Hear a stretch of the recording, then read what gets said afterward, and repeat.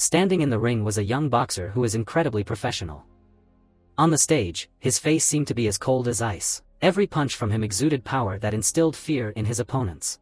However, in reality he was completely different. In real life, he was a boy who was both obedient and gentle, easygoing. Until now, he never used his fists to bully anyone. The person just mentioned was Kim Ji-woo, our main character. It was during the peak of the COVID-19 pandemic. The epidemic was spreading everywhere. While waiting for the bus, everyone had to wear masks to prevent spreading the disease to others. Only one man wasn't wearing a mask and was spitting carelessly. Seeing this, Ji-woo just closed his eyes and turned a blind eye, not showing his displeasure. When the bus arrived, this inconsiderate man casually stepped onto the bus without a care. When the driver reminded him to wear a mask, saying he wouldn't be allowed on the bus otherwise, this man suddenly shouted insults and then attacked the driver. At this point, Jong-un could no longer turn a blind eye. He walked over to Jukol and pulled him off the bus. However, afterward, he still politely apologized to him. Taking advantage of the situation, the old man relentlessly used his fists to retaliate against Ji-woo, but he still remained calm. He didn't retaliate but simply kept dodging the old man's weak punches. Then Ji-woo apologized again. Knowing he couldn't match the strength of the young man, he turned and walked away. When Ji-woo stepped onto the bus, all the passengers applauded him in appreciation. Everyone thought Ji-woo was really cool. Currently, Ji-woo was living with his mother. Due to the impact of the pandemic, Jong-un's mother's shop has suffered heavy losses. The number of customers has significantly decreased each day. Because of this, his mother was currently burdened with a huge debt. The rent was one of the main reasons for this situation. Despite the pandemic causing business difficulties, the landlord has kept the rent at the same rate. That day, Kim Jong-un, a rookie in the ring, participated in a professional boxing tournament. In the first match, Ji-woo landed a sharp punch straight to his opponent's stomach. With just one punch, he achieved a decisive victory. In the next match, Ji-woo initially kept dodging, not giving his opponent a chance to attack. Then, he delivered a knockout punch that took down his opponent. After securing the victory, Ji-woo kindly ran over to check on his opponent's condition. Like a whirlwind, Ji-woo moved straight into the finals. This time, his opponent was Hong Woo-jin, although his coach had warned him to be very careful of Ji-woo's left hook. However, as a former Marine, Woo-jin remained confident in his ability to win the match. The match began with the two boxers circling each other, feinting like cats playing with mice. Right from the start, Ji-woo relentlessly attacked Ji-woo. After continuously dodging for a while, Ji-woo delivered a powerful left hook to Woo-jin's side, causing him to fall to the ground. Then Woo-jin got back up and shouted loudly. Just as Ji-woo was about to throw another left hook, Woo-jin managed to block the punch. In the end, Woo-jin made a stunning comeback, landing a punch straight to Jong-un's face, knocking him out cold.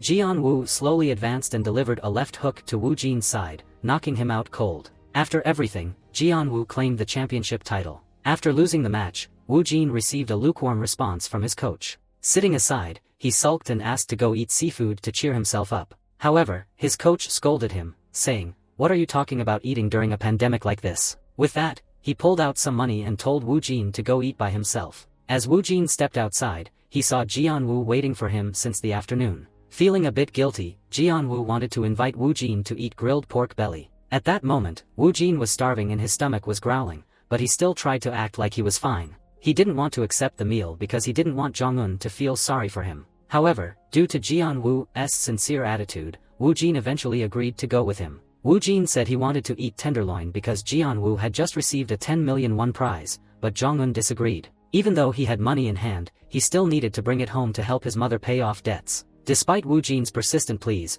Jong-un remained adamant about not spending another penny. Finally, the two decided to pool their money to go eat grilled beef. During the meal, Woo-jin wondered why Ji-woo only used his left hand instead of his right. Ji-woo calmly replied that although his right hand was stronger, he wasn't ready to use it yet. While the meat was still red, Woo-jin insisted on flipping it over. Ji-woo, who had experience working at a barbecue restaurant, said, "You must wait another 30 seconds for the meat to reach perfect deliciousness." Ji-woo shared that his family was currently on the brink of bankruptcy. Therefore, he had to work many extra jobs to help support his mother. Both of them shared their difficult family circumstances with each other. After knowing that Ji-woo was 2 years younger, Woo-jin immediately insisted on being called older brother. However, both of them had been Marines. Moreover, Ji-woo was in the class above Woo-jin.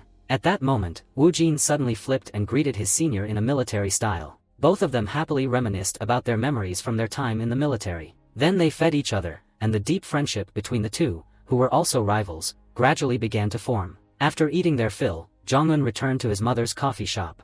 At that moment, his mother was on the phone negotiating a debt with a friend. Seeing her beloved son return, she immediately hung up the phone. His mother gave Ji-woo a warm hug to congratulate him on his victory.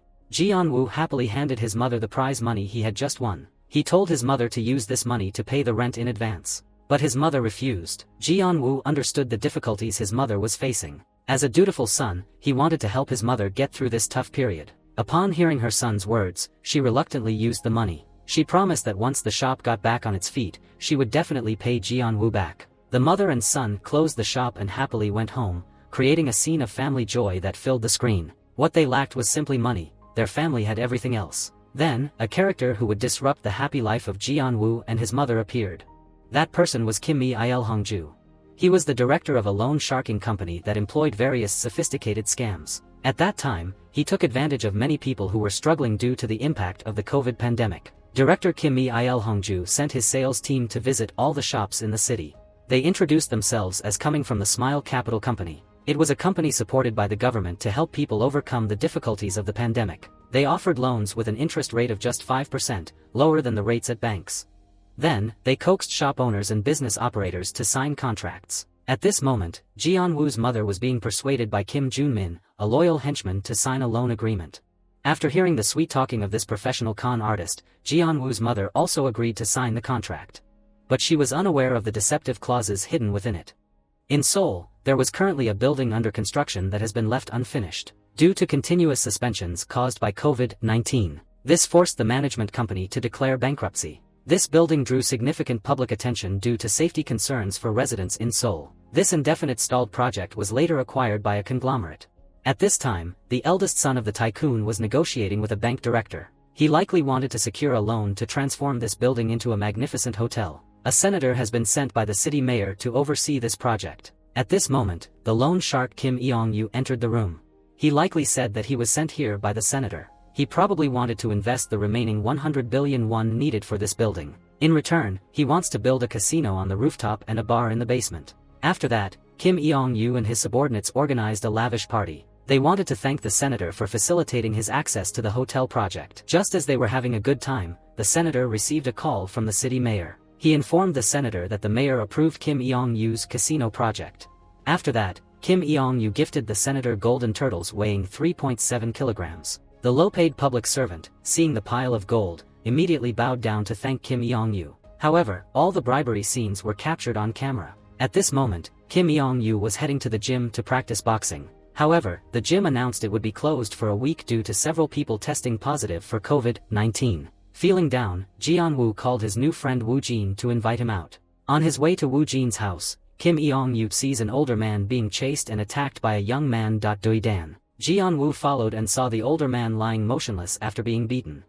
However, he has been stunned by the young man and lies motionless. It turned out that the person was actually a girl. The girl asked Ji-woo why was chasing her. She said that the guy earlier was a real scammer. She also reminded Ji-woo not to meddle in other people's business. Saying that, the girl turned and walked away. This girl was Cha Hyun-ju. She was the adopted granddaughter of Chairman Choi. This chairman had nothing but money. However, he was a person of great integrity. He specialized in lending money to those in need for medical treatment without charging interest. He found joy in helping those in need. Her niece, Cha Hyun-ju, was tasked with investigating and collecting debts. Those who pretended to be ill to trick Chairman Choi into lending them money. The niece was curious how long Chairman Choi intended to lend money without charging interest. Chairman Choi said that he had helped many sick people by providing them with money for treatment, and that was the greatest interest he could offer. Chairman Choi knew that his granddaughter was very reckless. She often confronted thugs on her own. So, he called a security company director to ask him to find a bodyguard to protect his granddaughter. At this moment, Jong-woo's mother is preparing to close the shop. Then Kim Jun-min from the company, known for his smile, suddenly appeared. He told Ji-woo's mother that she needed to pay the renewal fee, which was 10% of the amount borrowed, due 24 hours after signing the contract. Now, the interest amount due has reached 40 million won. Upon hearing this, Jong-woo's mother feels utterly overwhelmed. She said that she would call the police. Hearing this, he stepped outside. The mother dialed her son Jong-woo. While she was on the phone, a group of thugs entered and started vandalizing the shop. Hearing this, Ji-woo rushed back to save his mother. When he arrives at the shop, he was blocked by the thugs. Seeing his mother being attacked by Kim Jun-min, Ji-woo quickly striked and knocked him down. He took down each thug to rescue his mother. Seeing all his henchmen knocked down, Kim Jun-min shakes with fear. He grabbed Kim Jun-min by the collar and asked if his mother was okay. At that moment, director Kim Mi-young-ju walked in. He said that Ji-woo's mother borrowed money from his company and demands that Jun-woo pay off the debt. Ji-woo told him to compensate for the damages to the shop first. After that, the director called his tall, muscular henchman to deal with Jun-woo. The leader of the thugs was named Im Beom. He had the physique of a powerful bear but is essentially an Iron Man at heart. No matter how much Ji-woo hits him, he didn't seem to feel anything. Then, he used his head to knock Ji-woo down. However, not long after, Ji-woo gets back up and makes him bleed from the nose. Furious, the thug grabbed Ji-woo by the collar and slapped him hard across the face, causing the young man to fall to the ground. The director told Jun-woo that he really liked bold people. He asked Jun-woo if he wanted to work for him. Ji-woo immediately spitted in the director's face. Furiously, director Kim Mi-young-ju slashed a line across one side of Jun-woo's face with a knife. After that, Ji-woo was taken to the hospital by his mother to have the wound stitched up. Because they didn't have any money, Ji-woo refused the treatment. Ji-woo told his friend Woo Jin that he had to get 30 stitches. Woo Jin advised Ji-woo to report the incident to the police. However, Ji-woo suddenly recalled director's words. He warned that if Ji-woo dared to go to the police, his mother would face problems. With no other options, Ji-woo had no choice but to stay silent and let it go. Woo Jin then pointed out to Ji-woo that there was a small hidden clause in his mother's loan contract. Now, the debt and interests had increased to 100 million won, so they needed to pay it back quickly. If not, that amount would continue to increase. But Ji-woo said that his family had no money left. His friend Woo Jin suggested that Ji-woo go out to eat to relieve stress. Ji-woo called his mother to inform her that they encountered professional scammers and it was unavoidable. After that, the young man tried to comfort his mother. Just after hanging up, Jun-woo heard his friend Woo Jin on the phone, borrowing money from someone to help him. Hearing this, Jun-woo was so touched that he was on the verge of tears. After having a meal, Woo Jin took Jun-woo to meet a low-interest lender. This person was also Woo Jin's former boss. Jun-woo explained that he was scammed by the company known for its smile and wanted to borrow 100 million won. The lender agreed to give Jun-woo 100 million won at an interest rate of 1% for 1 year. But with one condition, both of them must work for him to collect debts. He said that this job was very in demand since the outbreak of COVID-19. Hearing this, Jun-woo stood up and told Woo Jin to go home. He said that to do this job, one had to bully the weak. That was a thug's behavior, not that of a fighter. The lender said that if Jun-woo didn't pay the company known for its smile, they would kill him. Hearing this, Woo Jin returned the money and left. He even boldly tricked his former boss from back in the day. Afterwards, Woo Jin continued to call the security company director for assistance.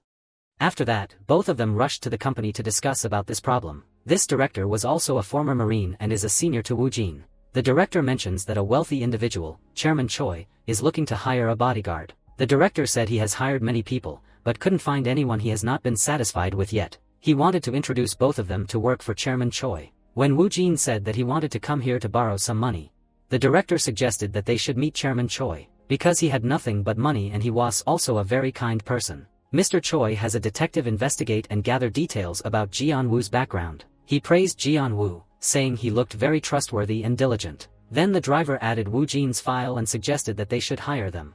Jun-woo and Woo Jin went to a sushi restaurant to meet Chairman Choi. The sushi restaurant owner only allowed Jun-woo to enter and meet Chairman Choi. Chairman Choi asked Jun-woo about the wound on his face. Jun-woo explained that he was injured while trying to protect his mother from loan sharks. Chairman Choi mentioned that he used to work in loan sharking but quit this job a long time ago. Now, he offered interest-free loans to help those who cannot afford medical treatment. Chairman Choi said he was looking for a good person to be a bodyguard to protect his non-biological granddaughter. Jun-woo was overjoyed to learn that he won't have to work as a debt collector. Chairman Choi said he has thoroughly investigated Jun-woo's background, which was why he made this decision. Then, Mr. Choi shared with Jun-woo the reason he was determined to use his money to help the poor who cannot afford medical treatment. Jun-woo also felt that Chairman Choi was a very kind-hearted person. Jun-woo stepped outside and told his friend Woo Jin that he thought he performed well in front of him. Both of them went to Jun-woo's house to have a dinner together. Suddenly, someone knocked on the door of the house. It turned out to be the driver of Chairman Choi. He handed Jun-woo a bag of money containing 100 million won, saying this was an advance payment for 2 years' salary. He informed Jun-woo to start working at 10 a.m. tomorrow. As the driver left, Jianwu hugged the money tightly and bursted into tears, overwhelmed by the great benefactor that helped the. After that, Jianwu went inside, gave the money to his mother, and explained the whole story to her. She felt very guilty towards Jianwu for having ruined his future as a fighter. Jianwu comforted his mother, assuring her to not worry. After that, he expressed his gratitude to his brother, Wu Jin. At 10 a.m. the next morning, Jianwu went to meet Chairman Choi to start his job. His friend Wu Jin wanted to ask Chairman Choi to let him work with his close friend, Jianwu. Both of them entered and greeted Chairman Choi. Wu Jin tried his best to showcase his skills in front of Chairman Choi and persuaded him to work alongside Jianwu. Already being aware of Wu Jin's background, Chairman Choi agreed to let him join as well. However, Chairman Choi then announced that he was only the one paying the salary. They must pass an interview with his granddaughter, Cha Hyenju, before being hired. Jianwu asked what happened if he failed the interview. Chairman Choi replied that they would have to return the money. Hearing this, Jianwu panics and said that he had used all the money to pay debt. Chairman Choi advised them to stay calm. He believed that they would succeed. Then he handed Jianwu a card and said they should go grab something delicious to eat first. Chairman Choi said that they should always be together. Both of them were now waiting to meet Cha Hyenju in a study room. Wu Jin picked up a book and discovered there were 100 million won inside. Then they discovered that every book was filled with money. After that, they carefully put the money back in its place. Jianwu tells Wu Jin that he met the young lady during an incident when he chased her and got stunned by her. At that moment, Cha Hyenju arrived. She has always opposed Chairman Choi hiring bodyguards for her. So after the two young bodyguards greeted her, Cha Hyenju said directly, she didn't need bodyguards, and she bluntly sent the two young men away. Then she even called her friend Wu Jin a loser, making him go away in embarrassment. Jianwu stayed behind and decided to kneel down to plead with the young lady. He really needed this job, because his mother was deceived and the amount that was deceived reached 100 million won. Chairman Choi advanced him 2 years' salary to help him pay off the debt. If he didn't get this job now, he didn't know how he would repay that amount to Chairman Choi. Cha Hyenju was also investigating the illegal activities of the Smile Capital Company, told Jianwu to stand up. Then she invited the two of them to go out for a meal. At the restaurant, Cha Hyenju told the two bodyguards about the scoundrel named Yang Jae-myung, whom she was investigating. He lied that his mother needed surgery to borrow 10 million won from Mr. Choi and then disappeared. After investigating, Cha Hyenju found that this man and his accomplices pretended to be homeless, to steal the identities of real homeless people. They then used these identities to borrow money from other loan sharks. Cha Hyenju discovered that the con artists were working for Kim Jun-min, an underling from the Smile Capital Company. Jianwu realized that this was the man who had come to his mother's coffee shop to collect the debt. Cha Hyenju ordered the two bodyguards to investigate how many identity cards the con artists had stolen in one night. She reminded them that no matter what happened, they must not reveal, or everything would fall apart. At that moment, Yang Jae-myung and his accomplices were disguising themselves to steal the identity cards of homeless people. When they got into the car, Cha Hyenju followed closely behind. Jianwu and Wu Jin followed behind them. Yang Jae-myung approached the homeless people to talk. He claimed to be from the Seoul Homeless Association, an organization funded by the government. Joining would provide a monthly allowance, just show ID to enroll and receive money the next week. One by one, the homeless people fell into the trap and handed over their IDs. Then they persuaded an elderly man. The old man recognized them as the scammers who had previously deceived him. The old man demanded his ID back loudly, and the con artists beat him mercilessly. Jianwu wanted to rush in to help, but his friend Wu Jin stopped him. But after seeing the old man hit hard on the head and bleeding, Jianwu ran over and knocked out the con artists to save him. Then the two of them revealed themselves in front of the con artists. When Yang Jae-myung saw the red cat-shaped hat that Ian Woo was wearing, he quickly turned and ran away. Jianwu said they needed to call an ambulance to save the old man. Then Jianwu called Cha Hyenju to inform her. Upon hearing the news, Cha Hyenju shouted angrily, despite Jianwu's attempts to explain. Then Cha Hyenju hung up angrily. When Wu Jin called her to plead, she said everything was over. Wu Jin asked Cha Hyenju for 5 minutes to explain and apologize. Cha Hyenju told them to come to her house. Upon arriving, Hyunju's father mentioned that they had fought Jang Jae-myung, so he knows what they look like now. Therefore, she couldn't hire them anymore. Wu Jin said he was already wearing a mask and a hat. Hyunju's father shouted angrily at the two bodyguards for ruining his plan. After that, Wu Jin shouted back. Jianwu, feeling the tension, started to eat. He showed Hyunju the scars on his face. He said it was the company boss, known for his smile, who used a knife to slash his face. If he saw the old homeless man about to die and didn't help, Jian-woo would feel worse than that cruel boss. Both of them then returned the items to the young owner and left. As soon as they stepped outside, Wu Jin said he would find a new job for both of them. Suddenly, both of the boys' phones received new messages. It was a message from Hyunju's young owner, apologizing and scheduling a meeting for 10 a.m. the next day at the office. Jian-woo and Wu Jin joyfully hugged and jumped around excitedly. Yang Jae-myung came to report the incident to the company boss, Kim Jun-min, known for his smile. He said that someone had been following them when they went to rob the homeless.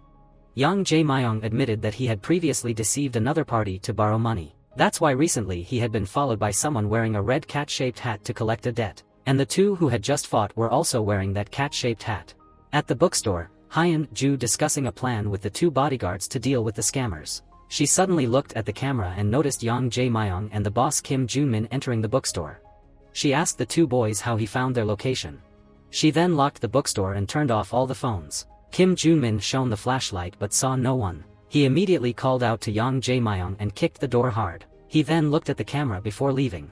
At that moment, they began to dissect why the scammers found their location. After theories were proposed, Jian-woo suddenly thought that they might have recognized Hyunju wearing a red cat hat. Earlier, when Jian-woo chased Hyunju and got electrocuted by her, he had been impressed by that hat.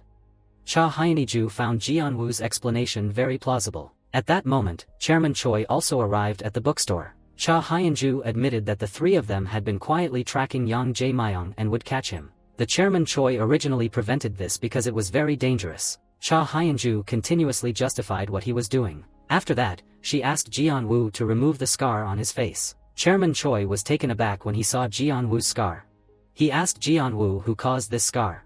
Jian-woo replied that it was the owner of the company known for its smile. Mr. Choi asked him what his name was, and Jian-woo said he didn't know. Jian-woo said he also had a long scar on his cheek, just like the one you have now. After hearing that, Chairman Choi told all three of them to go home. After that, he ordered the driver to investigate whether the owner of the company known for its smile was named Kim Myung-gil. The young mistress, Cha Hyun-ju, and the two bodyguards have now become closer after completing the recent mission. So the three of them decided to go out for barbecue. Cha Hyun-ju shared with the two boys about her background. She said that she and Chairman Choi were not related in any way. She was originally a child in an orphanage owned by Chairman Choi. Then she was adopted by him at the age of 17. When Chairman Choi returned home, he received a phone call from the driver. He informed him that he found that Mr. Kim Myung-gil was company known for its Smile's director. Chairman Choi recalled the past with a sense of nostalgia, when he decided to close the loan shark company he had originally founded. Among the employees laid off was a man named Kim Myung-gil. That evening, Chairman Choi received a phone call from the security guard. The security guard informed him that he had discovered two thieves breaking into Chairman Choi's office. Upon hearing that, Chairman Choi quickly drove to the company. It turned out that the two thieves were the thug In Byum and a professional locksmith. After unlocking Chairman Choi's safe, they discovered a large amount of money and gold inside, and a stack of promissory notes worth 1 billion won each. Chairman Choi arrived at the company and went alone to the office. After that, he single-handedly knocked out the thug In Byum and the locksmith as well. Chairman Choi asked, "Who sent them here?"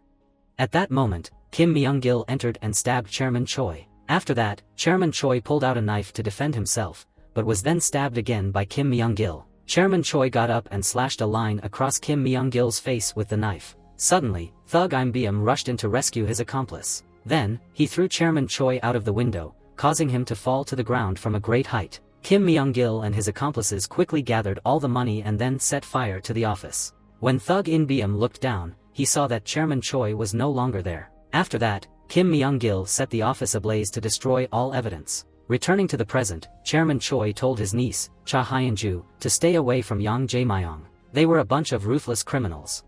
After that, he ordered to relocate the bookstore to another place. He said that he was now old and his health was no longer stable, so he no longer had the strength to fight against those wicked people. Director Kim Myung-gil and his trusted accomplice Yang had a meeting scheduled with Director Hong. Accompanying him was his cousin, a police officer named Min Kang-jang. Because this tycoon's influence was very big, he had close relationships with the tax office as well as the auditing department. Moreover, he also brought along the police with him. So the director told his subordinate, Yang, that no matter what happened, they had to endure it. Entering the room, the young heir of the tycoon took out some strong liquor he had brought with him. After that, he and his police officer cousin challenged Director Kim Myung-gil to drink with them. Both of them saw this as a way to determine the superiority of strength among men. So, each glass of liquor was poured out. The three of them kept downing their drinks as if they were just sipping iced tea. After that, the young heir of the tycoon and the police officer made provocative remarks to tease the company. Director Kim Myung-gil and his underling felt extremely annoyed but had to swallow their anger and endure the situation. Then, the young tycoon said that he had gathered enough 100 billion won and would not allow Kim Myung-gil to invest. He also stated that he would not allow him to build a casino in his hotel. The young director knew Kim Myung-gil's intentions today. He wanted to use the young heir's name to open a legal casino. So he warned the director not to use his family's reputation for business purposes, or else he would face serious consequences. Next, he mocked the scar on the director's face, leaving him looking utterly stunned. However, the young tycoon Caudle did not realize that he had faced with a genuine tough guy. The director ordered his subordinate Yang to find something lethal about the young heir to deal with him. At that moment, the young tycoon was driving his sports car into a garage to have it washed. The car wash attendant immediately called Yang to inform him that the hotel heir was trapped inside. After that, he was tortured by a group of thugs who eventually decapitated him. Yang and the thug In Beam approached the scene. At that moment, the young tycoon was kneeling like a dog, desperately apologizing. Yang said that he shouldn't have messed with his boss.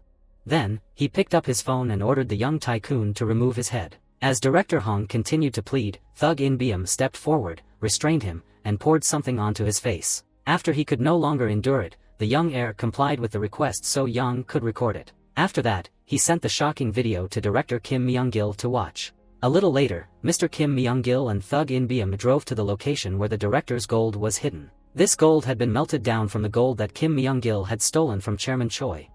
He told the thug that if the business failed, he would escape to Vietnam with thug In Beam and live like a king for the rest of their lives. Thug In Beam felt incredibly grateful to hear that, ignoring Chairman Choi's advice.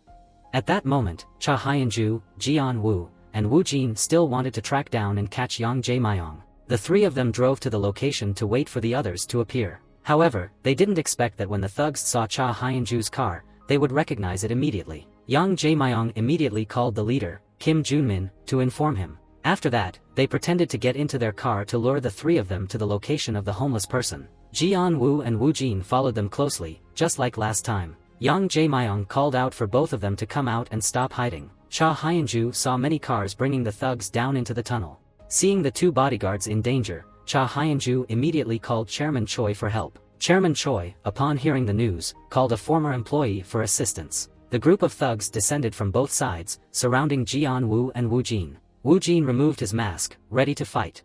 The leader, Kim Junmin, recognized that this was the coffee shop owner's son who had attacked him before. Jian Woo and Woo Jin took turns fighting to take down the large group of thugs. After that, Woo Jin was hit on the head and fell to the ground. Jian Woo got back up to rescue his brother. At that moment, Cha Hyun-ju also rushed down to help. She used a baton and a stun gun to take down several more thugs. In the end, the three of them managed to defeat all the thugs and escape outside. At Jian Woo's house, his mother was sleeping when she heard a noise. She thought it was her son coming home from work. But then, two thugs along with Yang Jae-myung entered, drugged her, and carried her away. At that moment, an older man appeared and knocked out one of the thugs. After that, the older man took down the second thug. Seeing this, Yang Jae-myung grabbed Jian Woo's mother and fled.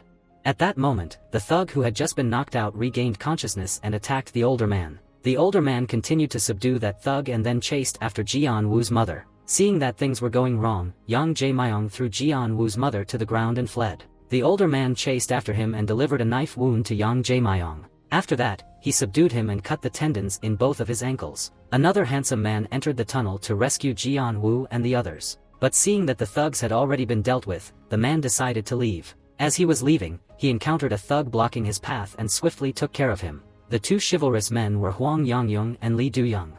Currently, both of them had gone into hiding. Jian Woo's mother was taken to Chairman Choi's house. At that moment, Jian Woo and the others arrived and went to talk to Chairman Choi. Chairman Choi scolded all three of them for acting on their own, and warned them not to get involved with those people again. Chairman Choi said he would take Jian Woo's mother to his orphanage to be more safer. Director Kim Myung-gil went to the hospital to check on his subordinates who had been severely beaten. The doctor informed him that Yang Jae-myung had his tendons in both ankles cut. He also mentioned that he was attacked by a skilled man with a knife. It seemed that he had used a sashimi knife as his weapon. Hearing that, Director Kim Myung-gil smirked and then left. The assassin was none other than Hwang Jang-young. He was currently the owner of a sushi restaurant. He and Lee Do-young were once two trusted operatives who had the utmost confidence of Chairman Choi. After being approached by Chairman Choi, they decided not to stay in the country. Instead, they decided to deal with director Kim Myung-gil. It was also to take revenge for their fallen comrades from the past. Mr. Kim Myung-gil returned to the company and told his three closest subordinates about the mysterious attackers who assaulted his men. He said that in the past, there were 10 operatives working under Chairman Choi. After overthrowing the chairman, he and his accomplices had killed those operatives. However, 2 skilled experts still remained. These 2 were the right-hand and left-hand men of Chairman Choi. It was very likely that the one who cut the tendons of his subordinates was one of these 2 hidden operatives. At that moment, Chairman Choi, along with the driver and the 2 older men, was sitting down to discuss strategies to counter director Kim Myung-gil. They investigated Kim Myung-gil's 3 closest subordinates and assigned each person to deal with one of them. Hwang Yang-young asked Chairman Choi what should be done with the money stored in the bookstore.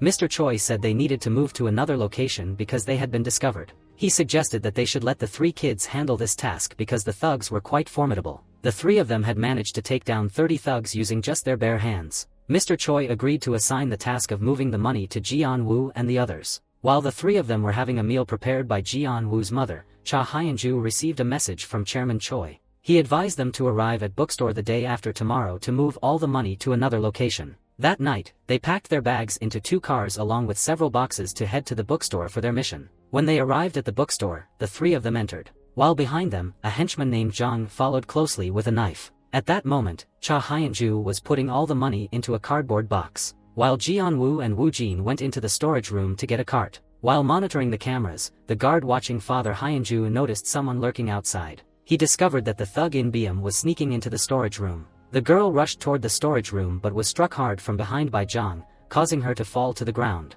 Ms. Cha Hyun-ju tried to use a device to shock the thug, but he was grabbed and then electrocuted into unconsciousness. The thug In Byum entered the storage room and began to fight with Ji-an-woo and his friend Woo Jin. This thug had once defeated Ji-an-woo, but now he had to face 2 talented young fighters on his own. After a struggle, the 2 managed to bring the thug down.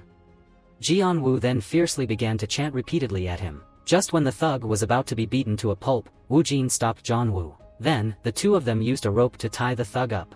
Meanwhile, Father Hyun-ju was being carried away by the thug Yang. The girl woke up and bit down hard on Yang's back, causing him to yelp in pain and let Cha Hyun-ju away. After that, the girl ran away, picked up the knife at her feet, and prepared to fight. She boldly confronted Jang with the knife, ready to fight back. This thug, Yang, thought he was tough, but he couldn't overpower the young girl with her slender frame. He was brought down by Cha Hyun-ju in just 1 minute and 30 seconds. After that, Father Hyun-ju used the key to unlock his handcuffs and then secured the thug Jang with them. After regrouping, the 3 of them took the cart back into the bookstore to move the money. At that moment, Father Hyun-ju realized that the thug Jang had managed to unlock himself and escape. Outside, the thug called to inform the director.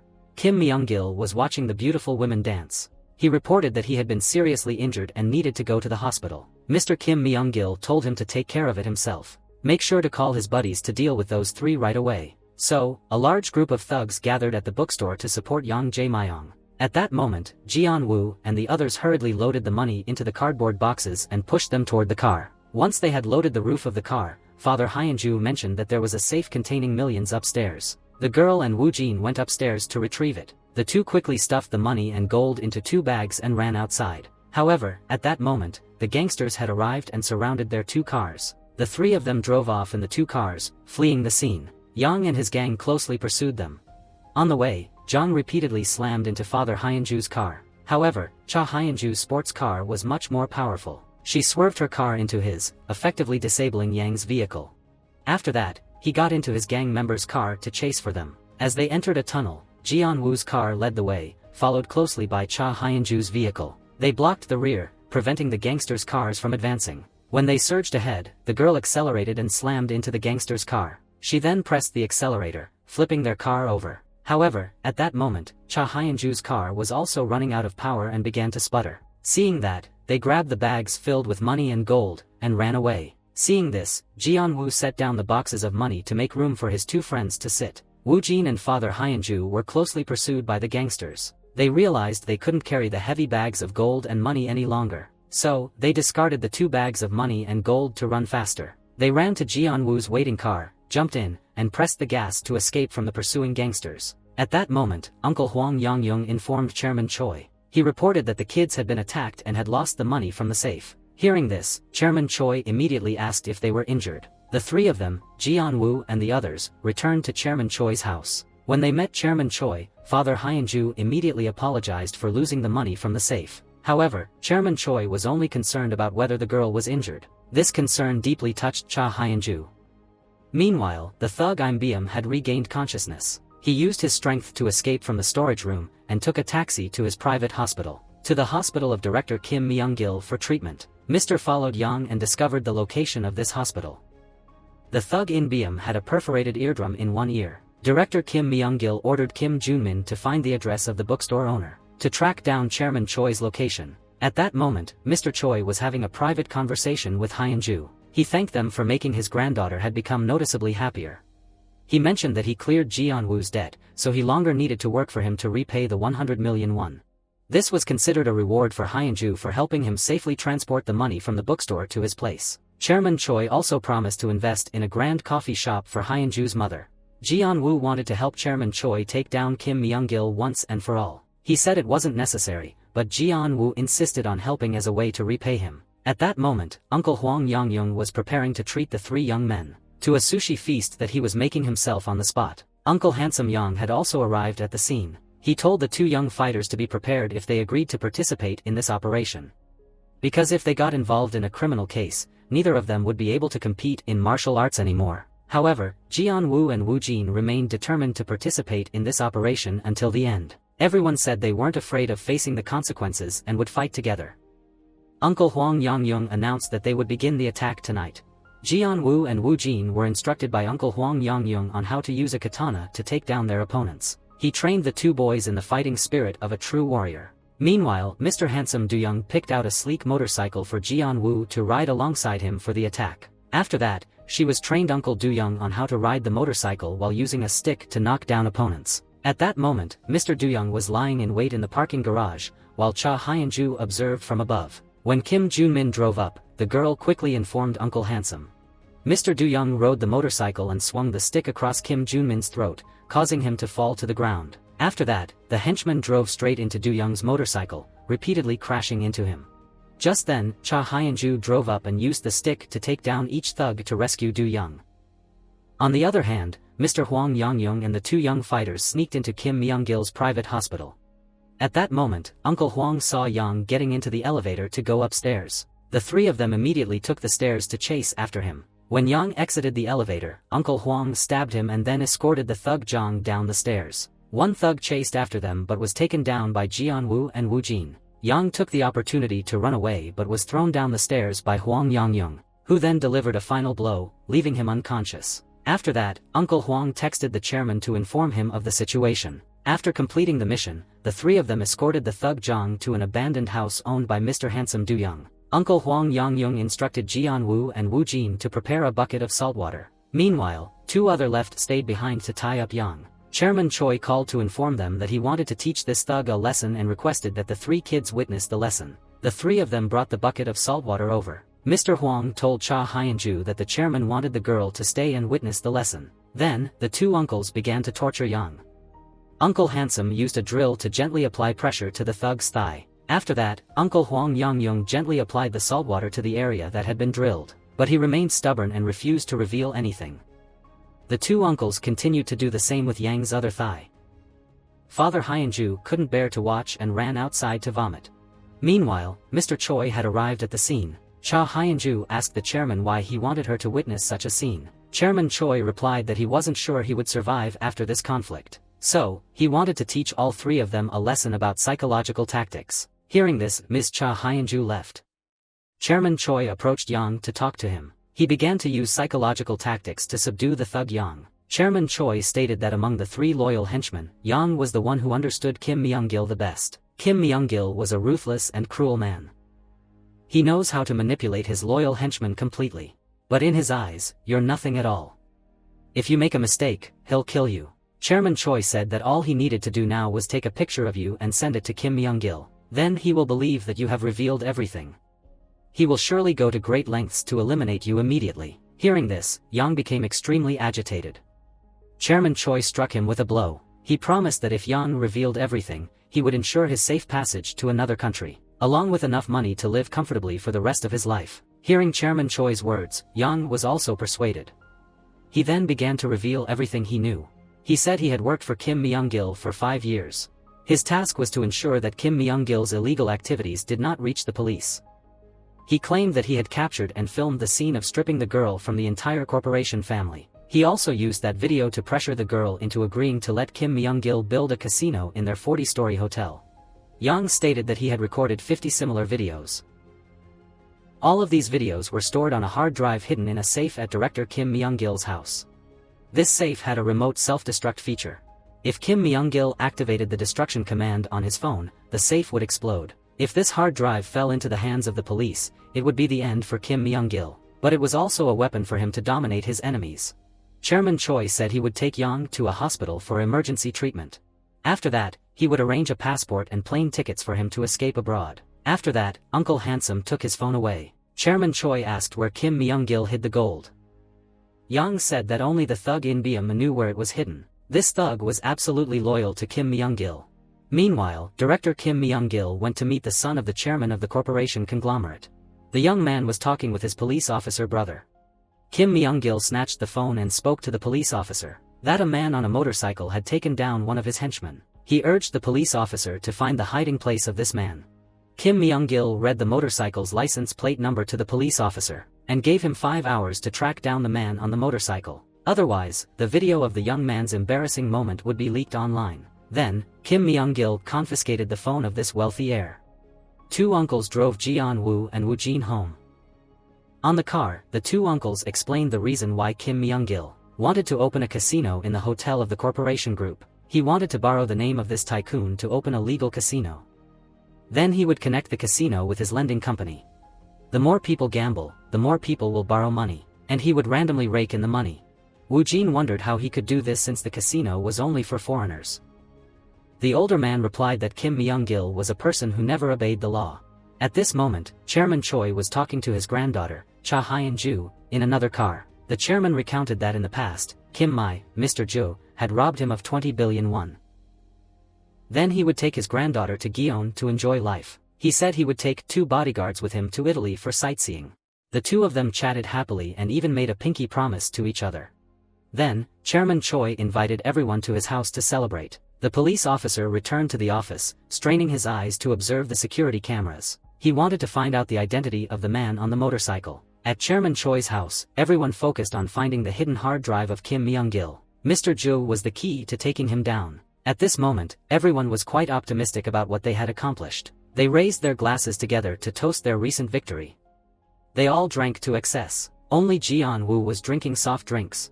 After drinking to their fill, the 2 uncles sat down to chat with each other. The handsome uncle now shared that in 2 months he would become a father. Uncle Hwang Yong-young complained about why he wasn't informed earlier. Then, the older man gave Mr. Do-young some money and told him to buy nourishing food for his wife. The handsome Uncle Do-young then took a taxi home to his wife. The wealthy heir was urging his police brother to quickly find out the identity of the man on the motorcycle. If not, his video would be leaked online. After hours of straining his eyes, the police officer finally spotted the 2 motorcycles he was looking for. He saw the 2 motorcycles drive into a house. He noted down the address and called to inform Kim Myung-gil. After receiving the information, Kim Myung-gil mobilized all his subordinates to the house to investigate. When they entered the house to search, they found a picture of the handsome uncle with his wife. Then Kim Myung-gil noticed the circular marks on the ground and realized that Chairman Choi was now heavily guarded. Then he saw a bucket of salt. He knew that Yang had revealed something. The subordinates later found a photocopy of the handsome Uncle Do-young SID. So, they all went to the house of this uncle. While the couple was sleeping, they heard a knock on the door. The pregnant wife stepped out and someone said it was the neighbor from downstairs. The wife was about to open the door when the uncle stepped out and looked through the peephole. The uncle realized that the thugs had arrived. The uncle led his wife into the house, intending to jump out, but his pregnant wife couldn't jump. The uncle instructed his wife to call the police, then hugged and kissed her and the baby in her womb. Uncle Do-young used everything to barricade the door.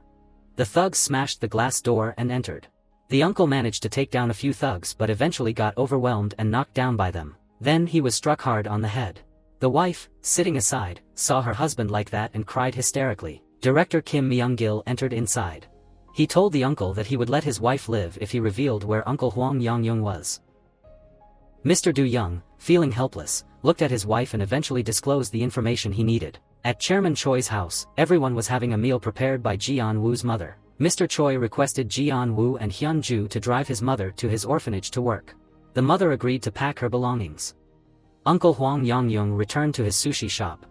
The employee in charge of the shop had been dealt with. When the uncle put on his chef's uniform, he saw Kim Myung-gil waiting for him. The uncle asked that how did you find me?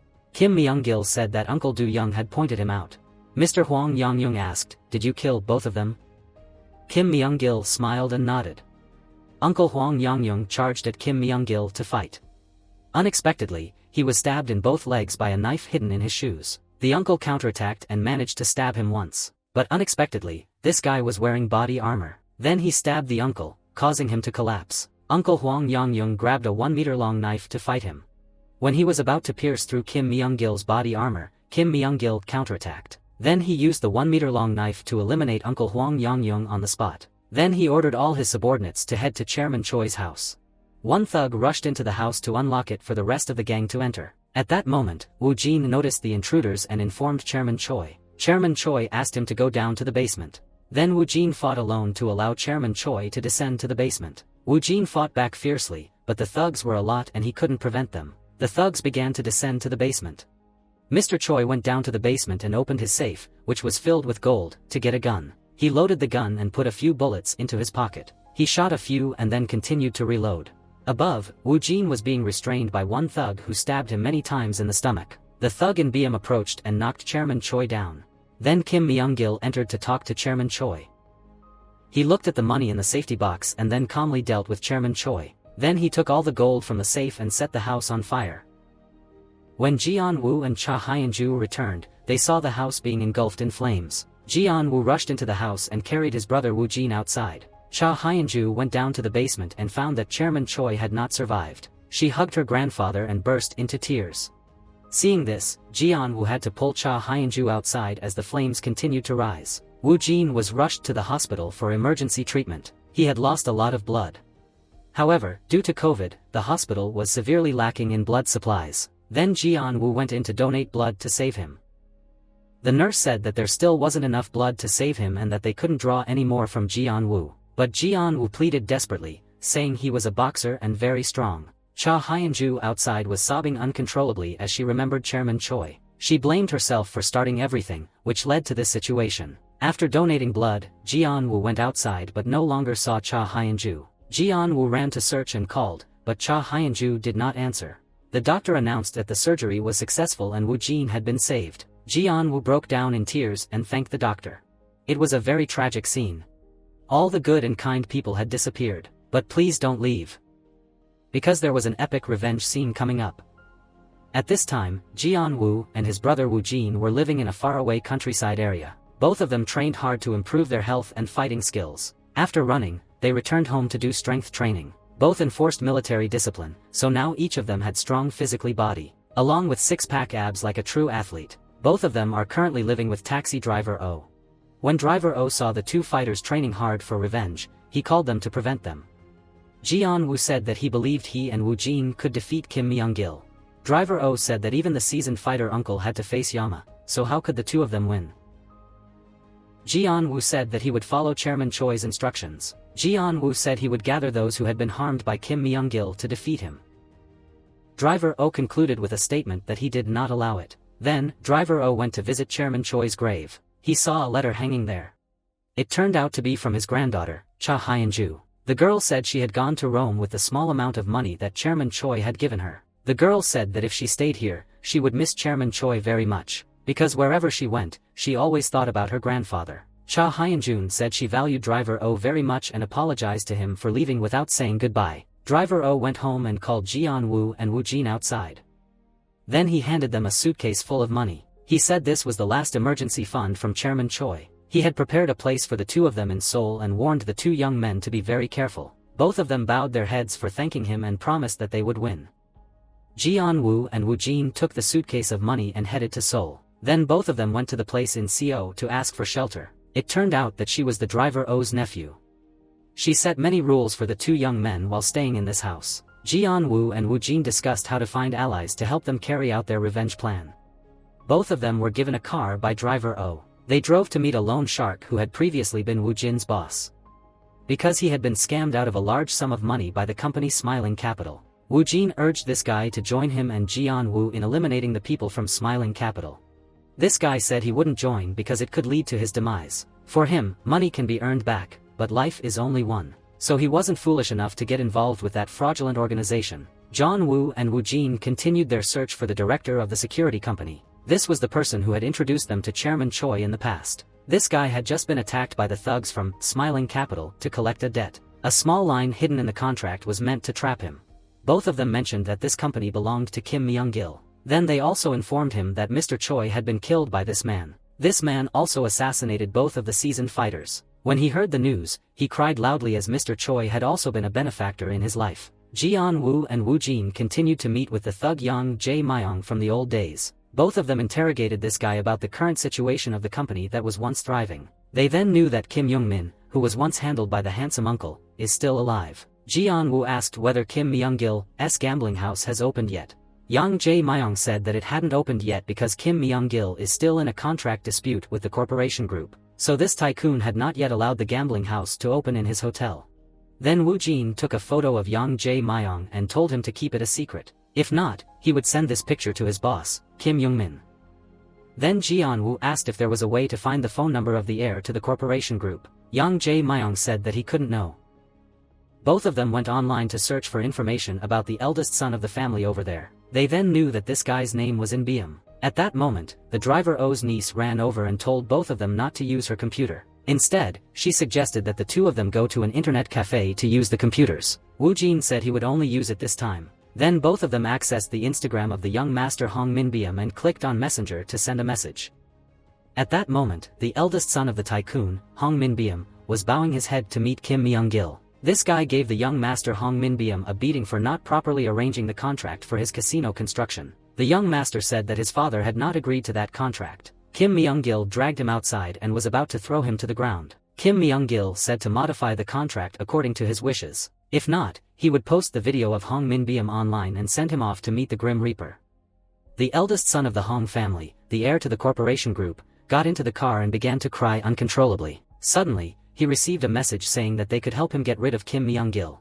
They knew where the hard drive containing that video is located. He showed the message to his police officer brother. Officer Kang Jung advised Hong Min Byum to meet with the person who sent this message. Then they arranged to meet Jian-woo and Wu Jin at a bar. The two brothers, who enjoyed drinking, pressured the two young men to join them for drinks. Wu Jin said he couldn't drink because he had his liver pierced by Kim Myung-gil's thugs.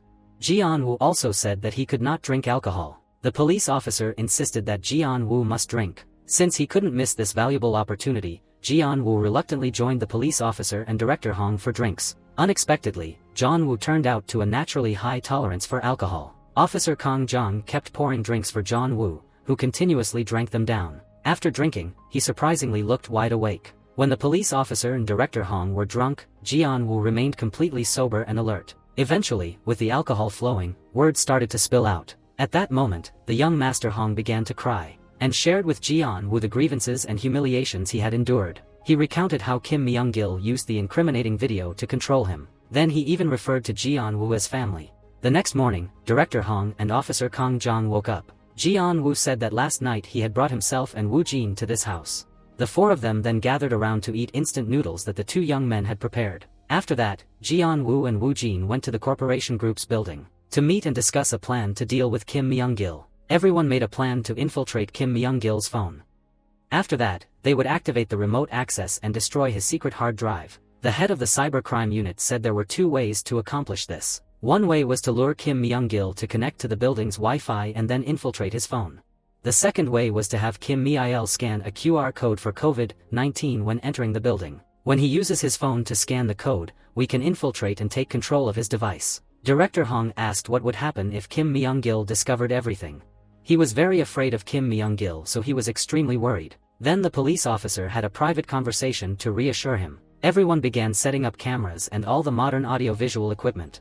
On the other side, Kim Myung-gil entered the building to carry out the contract signing with Director Hong. Upon entering, he was asked by the security guard to scan the QR code for COVID-19 precautions. Kim Myung-gil also used his phone to scan the code. But the hacker couldn't find any security apps on his phone. Officer Kang Jong and the two young men began to feel anxious. Kim Myung-gil entered the room and shook hands with Director Hong. When the young master saw Kim Myung-gil, he was completely terrified. While feeling down, a member of the police team noticed that Kim Myung-gil was using two cell phones. When scanning the QR code, he was using a different phone. The hacker said they now needed to lure him into connecting to the Wi-Fi. Director Hong entered the monitoring room. Officer Kang Jong said they needed to find a way to get Kim Myung-gil to connect to the Wi-Fi. Woo Jin Luke Nei Noi Jiam Dok Hong Ken Phi Han Dong. He should ask Kim Myung-gil to delete the video before the contract is signed. Director Hong said he didn't have the courage to handle this. He said that just seeing Kim Myung-gil's face made his hands and legs tremble. The police officer next to him comforted his younger brother, encouraging him to do his best. He assured him that if anything happened, he would protect him as soon as possible. Jian Woo also said that he would do his best to protect him. Mr. Hong used all his courage and stepped into the meeting room to request a private conversation with Kim Myung-gil. He demanded that the video be deleted before signing the contract. Kim Myung-gil replied that the video was at his home and he would delete it after the contract was signed. Director Hong asked not to lie him. Then Kim Myung-gil pulled out his phone, played the video, and prepared to delete it. But Director Hong said he wanted to do it himself. If not, he wouldn't sign the contract. Mr. Hong bravely looked Kim Myung-gil and said, "Just one phone call from me, and tomorrow your company will be audited and owe tens of billions in taxes." Kim Myung-gil smiled and praised Director Hong. Then he handed his phone to him. Director Hong quickly accessed the building's Wi-Fi using the phone.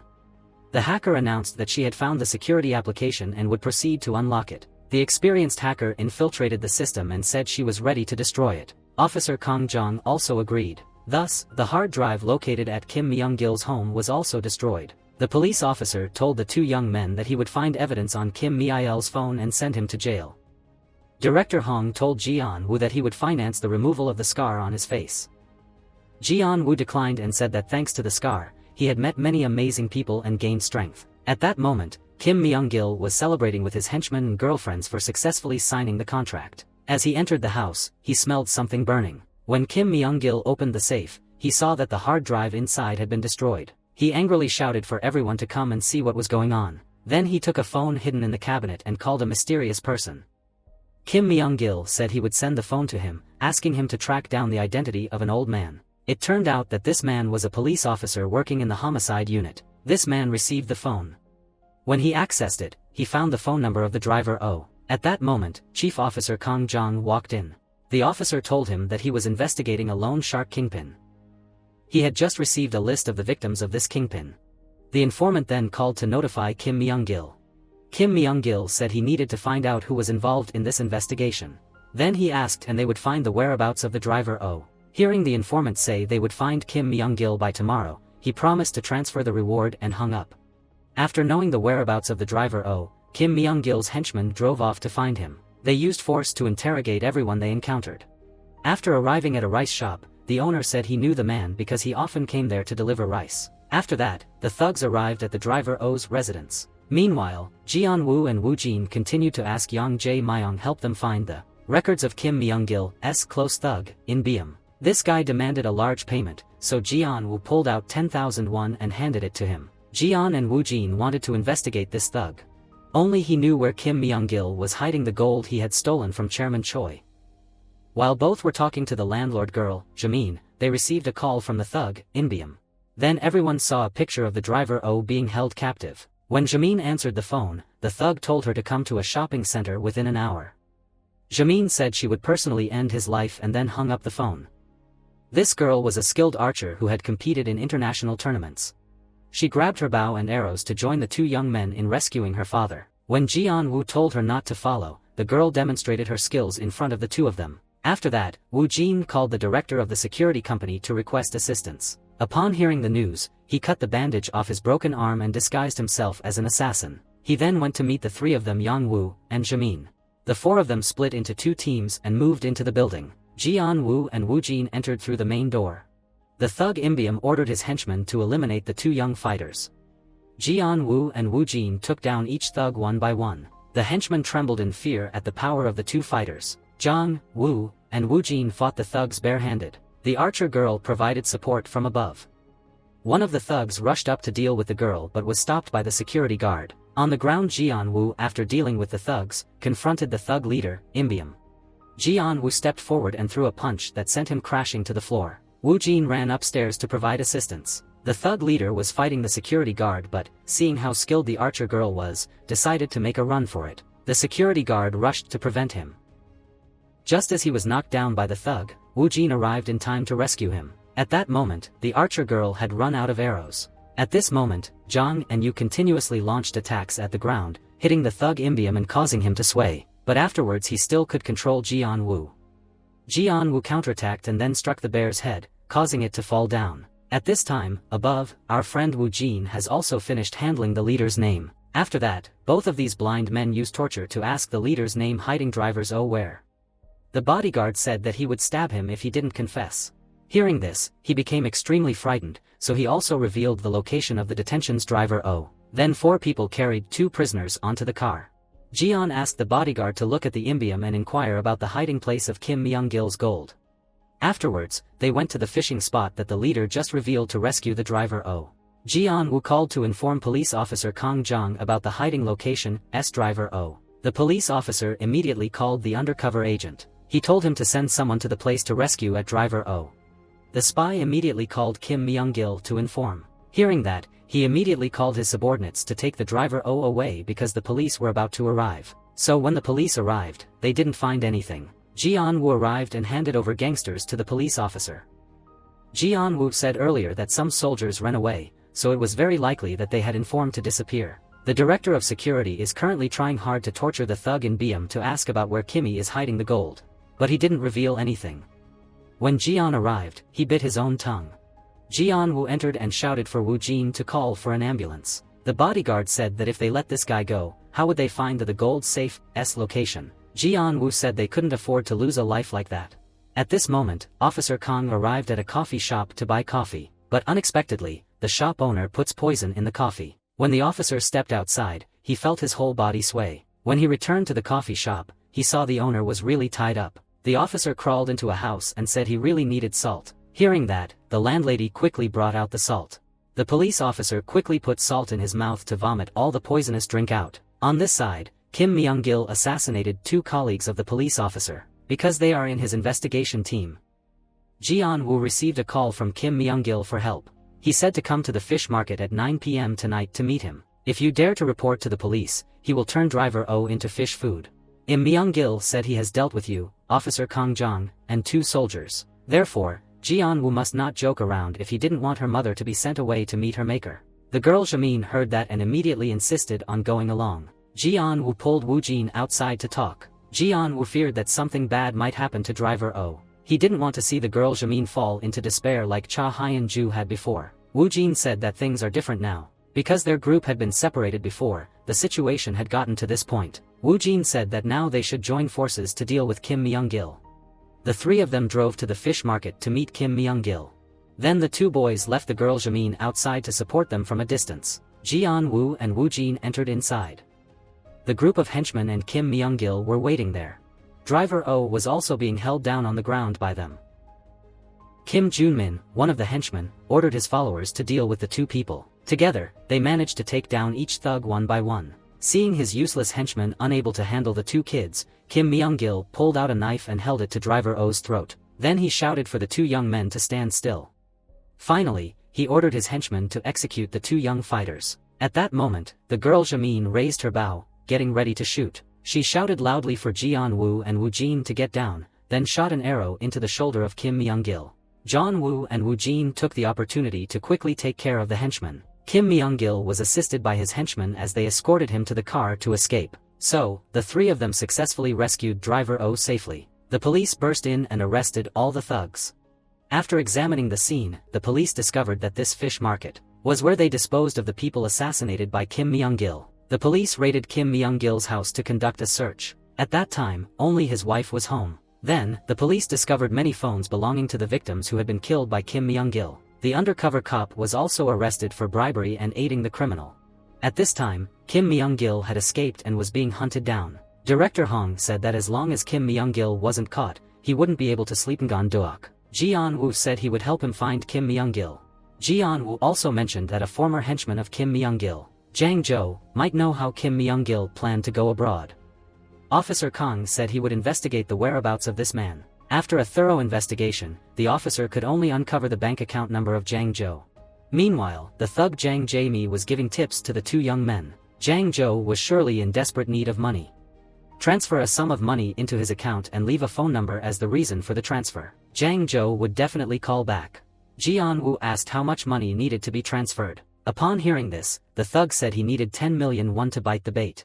Indeed, as soon as the money was transferred, Zhang Zhou called back. He recognized that Jian Wu used to be a soldier under Mr. Choi. Jian Wu said that Kim Myung-gil was being hunted by the police, so he needed Zhang Zhou's help to find him. Zhang Zhou asked how much money he would be paid.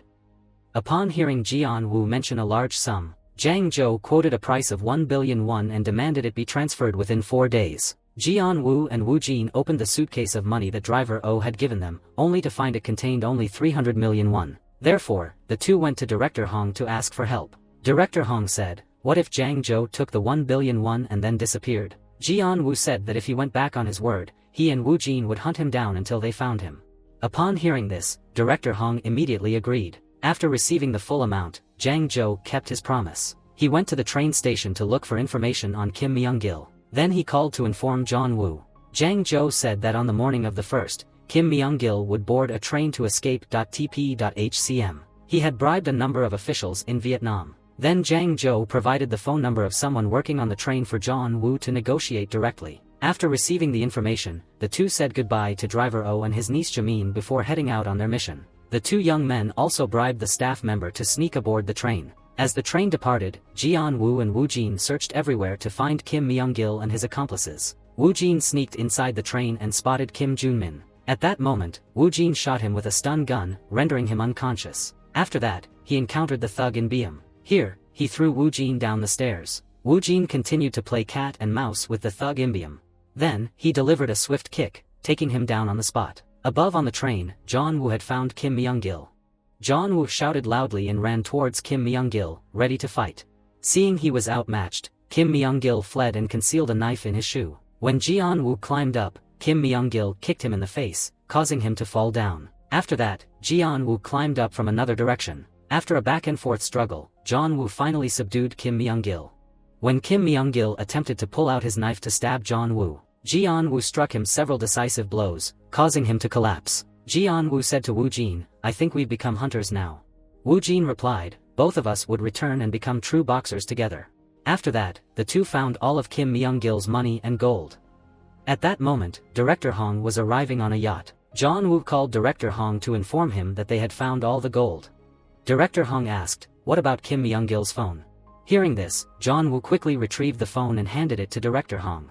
After that, everyone called Officer Kang Jong to share the good news. Officer Kang said he would request Interpol's assistance, and they would wait in Vietnam. Director Hong asked the two young men what they wanted to do with the gold. John Woo said that Chairman Choi always wanted to help the poor, so he wanted to use the money for a similar purpose. Director Hong asked if they didn't want to keep the money for themselves. John Woo replied that of course they wanted to, but this wasn't their money. Director Hong said that the gold was worth nearly 84 billion. He suggested opening a welfare fund or possibly adding more money to open a hospital. John Woo asked if they could name the hospital after Chairman Choi. Director Hong said it would be difficult, but he would try. Then Director Hong gifted each of them 2 gold bars as a reward and said he would compensate with his own money. After that, the two returned to South Korea and went to the orphanage to reunite with John Woo's mother. The mother happily hugged her son and asked about Wu Jin. Jian Woo said, "Let's go home." After that, the three of them embraced each other joyfully. The movie ends here with a relatively happy conclusion. If you enjoyed the content, don't forget to like and subscribe to support us. Nu ko gigopy kak ban hay da li o fan ben luan jup min. Hen gap li kak ban trong in hung video sao.